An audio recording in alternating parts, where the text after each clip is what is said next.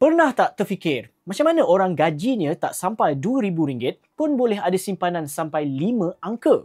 Saya pun dulu pelik juga benda macam ni. Sebab jujurnya, saya sendiri pun bermula dengan gaji tak sampai RM1,800 je. Tapi hujung tahun lepas, masa tengok akaun bank, saya sendiri terkejut tengok ada lebih RM12,000 tersimpan. Bukan sebab menang loteri, bukan juga sebab dapat duit pusaka. Semuanya sebab saya ubah cara saya fikir pasal duit dan cara saya urus kewangan.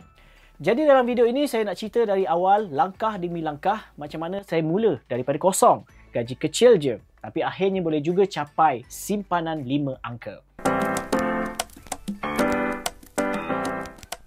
Perkara pertama yang saya ubah ialah cara fikir tentang duit. Dulu gaji masuk je terus fikir nak belanja. Tapi sekarang saya guna strategi simpan dulu, baru belanja. Setiap kali gaji masuk, saya buat auto transfer ke akaun simpanan. Contohnya RM300 terus ke ASB. Cara ini bantu saya lebih disiplin sebab duit dah hilang sebelum sempat dibelanjakan.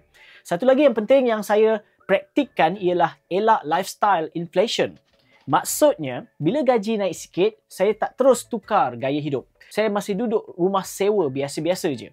Masih naik motor dan masih masak sendiri. Hidup pun lebih tenang. Tak terkejar-kejar nak ikut gaya hidup orang lain.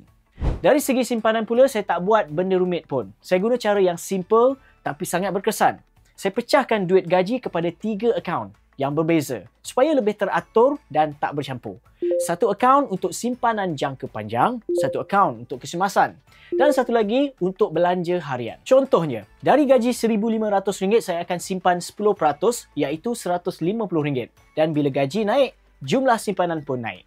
Tak kisah kecil ataupun besar, yang penting konsisten setiap bulan.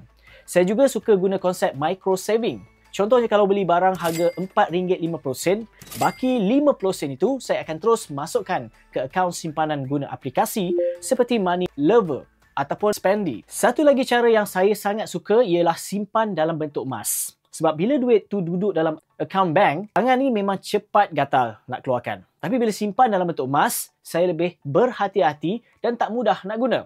Simpanan pun jadi lebih selamat dan kekal. Satu perkara penting yang saya belajar ialah selesaikan hutang dulu sebelum fikir nak simpan.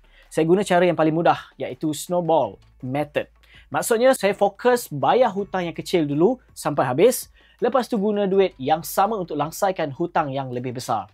Cara ini buat saya rasa lebih ringan sebab satu-satu hutang hilang daripada senarai. Contohnya, dulu saya ada hutang kad kredit RM1,200. Bila dah selesai bayar, saya terus alihkan duit itu untuk bayar personal loan pula. Langkah demi langkah, hutang makin berkurang tanpa saya rasa terlalu terbeban. Paling penting, jangan tambah hutang baru bila gaji naik. Baru naik gaji sikit, terus je beli telefon baru, tukar kereta ataupun upgrade gaya hidup. Saya cuba elak benda itu sebab kalau tak, sampai bila-bila pun simpanan takkan bertambah. Selain bergantung pada gaji, saya cari pendapatan sampingan. Ini part yang paling saya enjoy sebab setiap sen yang saya dapat daripada kerja sampingan, saya tak usik langsung. Semua terus masuk simpanan. Pernah juga saya buat freelancer je, seperti ajar bahasa Melayu kepada pelajar luar negara di Fiverr. Buat penghantaran parcel dan juga barang online secara kecil-kecilan untuk tambah pendapatan. Mungkin nampak kecil je hasilnya, tapi kalau konsisten, lama-lama pun jadi bukit. Ramai sangka nak ada simpanan besar perlu gaji besar, tapi rahsianya ialah hidup ikut kemampuan. Saya pilih rumah ikut bajet, guna motor sebab lebih jimat dan tak kejar gaya hidup mewah. Bila tak tunjuk-tunjuk, duit tak cepat bocor dan simpanan akan terus bertambah seperti snowball yang semakin besar. Akhir sekali saya nak pesan satu je, jangan belanja lebih dari apa yang kita mampu. Simpanan kecil tapi konsisten jauh lebih bernilai daripada simpan banyak tapi sekali-sekala. Tak perlu tunggu gaji besar baru nak mula. Mula je sekarang. Walaupun RM10 seminggu pun tak apa. Contohnya bila anda dah dapat simpan RM10,000 pertama, tentunya akan lebih mudah untuk anda dapat peroleh dan simpan lebih lagi di masa depan. Kalau saya boleh buat, anda pun boleh buat. Yang penting mindset kena betul, disiplin kena kuat dan terus konsisten. Ingat, bukan berapa banyak kita dapat, tapi berapa banyak kita simpan. Itu yang tentukan masa depan kita.